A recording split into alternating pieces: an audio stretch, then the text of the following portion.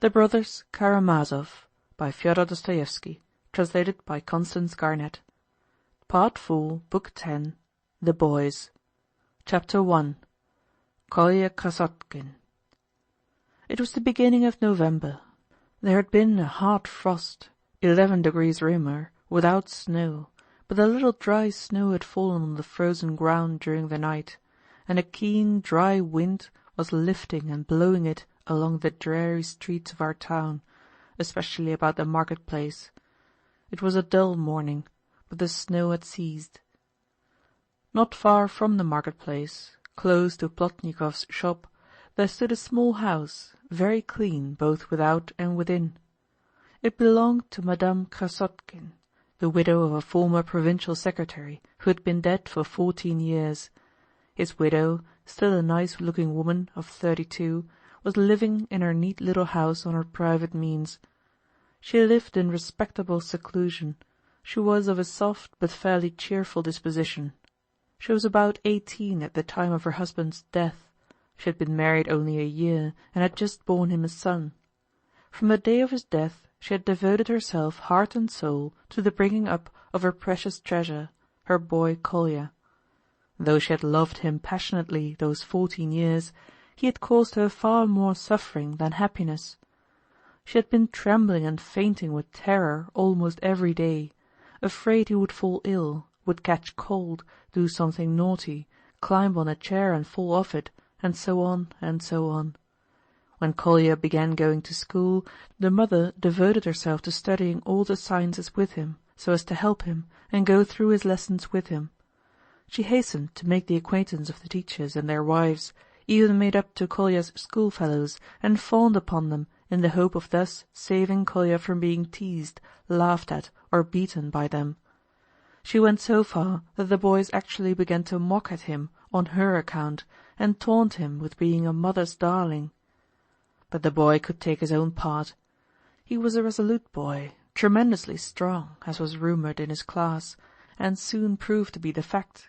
He was agile, strong-willed, and of an audacious and enterprising temper.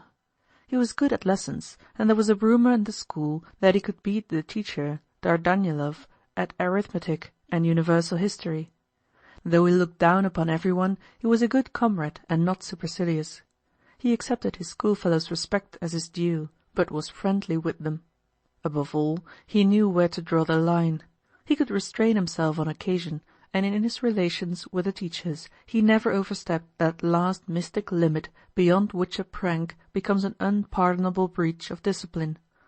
But he was as fond of mischief on every possible occasion as the smallest boy in the school, and not so much for the sake of mischief as for creating a sensation, inventing something effective and conspicuous.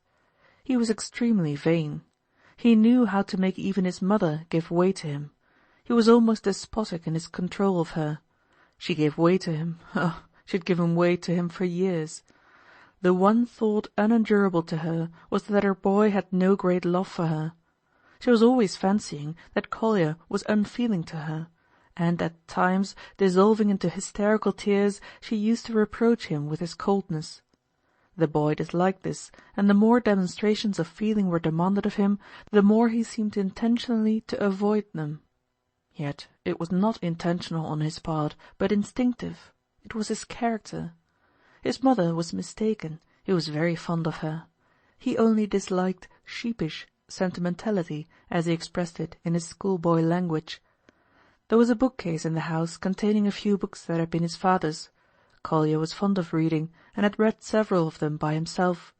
His mother did not mind that, and only wondered sometimes at seeing the boy stand for hours by the bookcase, poring over a book, instead of going to play. And in that way Kolya read some things unsuitable for his age. Though the boy, as a rule, knew where to draw the line in his mischief, he had of late begun to play pranks that caused his mother serious alarm. It is true, there was nothing vicious in what he did, but a wild, mad recklessness. It happened that July, during the summer holidays, that the mother and son went to another district, 45 miles away, to spend a week with a distant relation, whose husband was an official at the railway station, the very station, the nearest one to our town, from which a month later Ivan Fyodorovitch Karamazov set off for Moscow. There Kolya began by carefully investigating every detail connected with the railways, knowing that he could impress his schoolfellows when he got home with his newly acquired knowledge. But there happened to be some other boys in the place with whom he soon made friends. Some of them were living at the station, others in the neighbourhood. There were 6 or 7 of them, all between 12 and 15, and 2 of them came from our town. The boys played together, and on the 4th or 5th day of Kolya's stay at the station, a mad bet was made by the foolish boys. Kolya, who was almost the youngest of the party, and rather looked down upon by the others in consequence, was moved by vanity or by reckless bravado to bet them 2 roubles that he would lie down between the rails at night when the 11 o'clock train was due, and would lie there without moving while the train rolled over him at full speed. It is true they made a preliminary investigation, from which it appeared that it was possible to lie so flat between the rails that the train could pass over without touching, but to lie there was no joke. Kolya maintained stoutly that he would.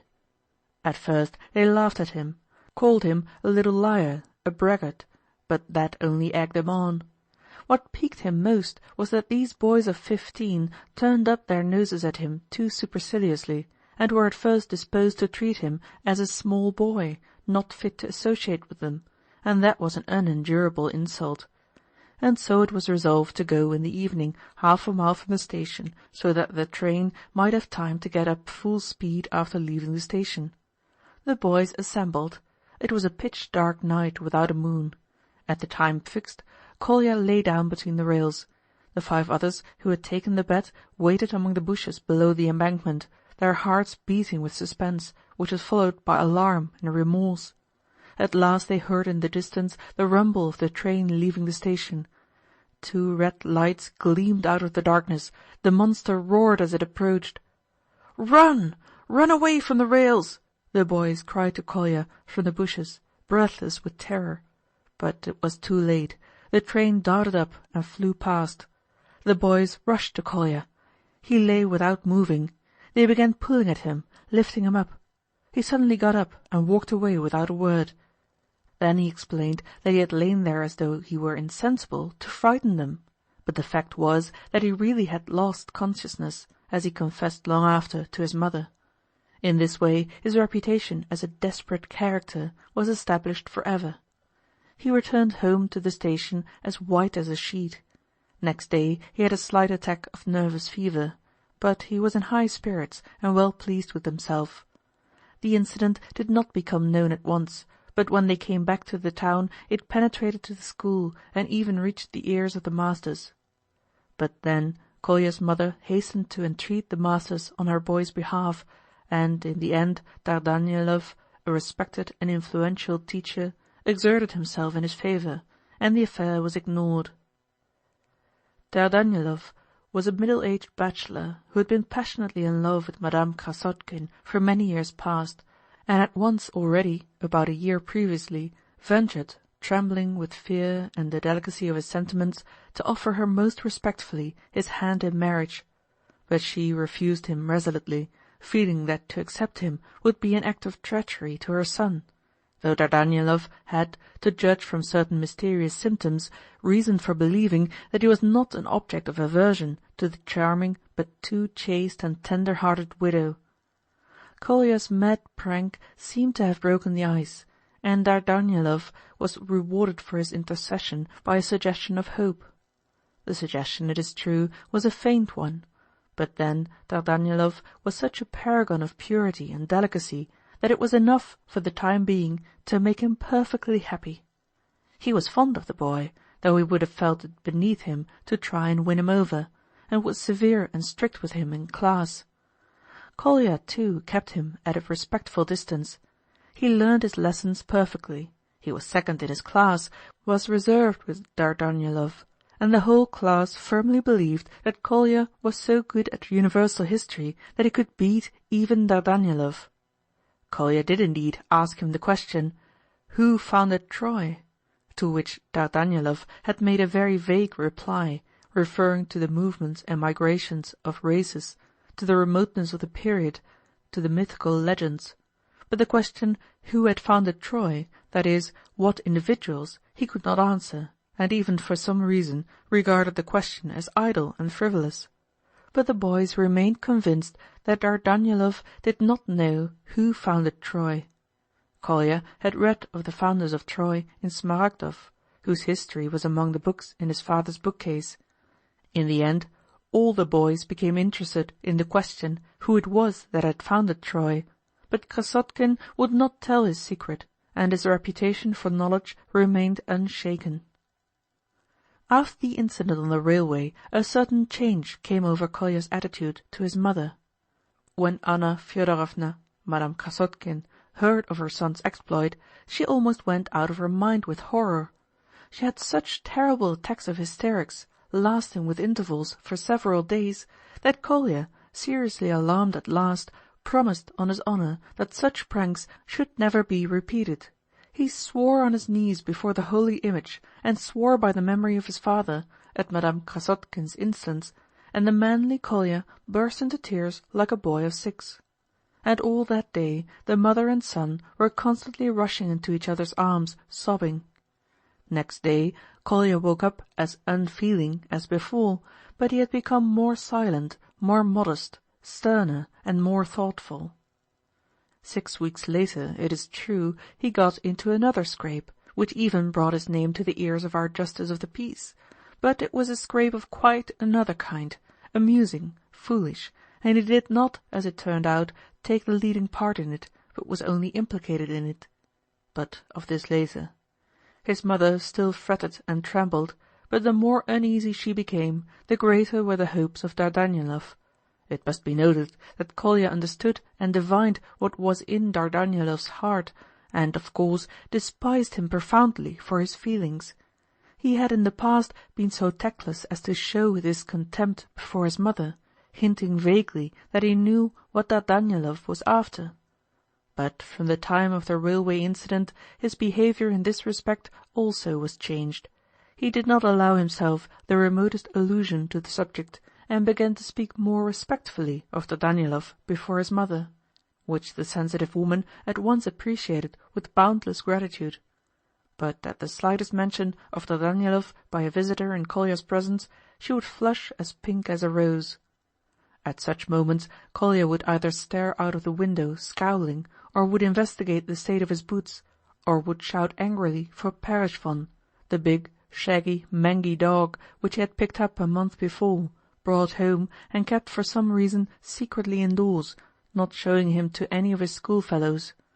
He bullied him frightfully, teaching him all sorts of tricks, so that the poor dog howled for him whenever he was absent at school, and when he came in, whined with delight, rushed about as if he were crazy, begged, lay down on the ground pretending to be dead, and so on. In fact, showed all the tricks he had taught him, not at the word of command, but simply from the zeal of his excited and grateful heart. I have forgotten, by the way, to mention that Kolya Krassotkin was the boy stabbed with a penknife by the boy already known to the reader as the son of Captain Snegryov. Ilusha had been defending his father when the schoolboys jeered at him, shouting the nickname Wisp of Tow. End of Chapter 1 of Book 10.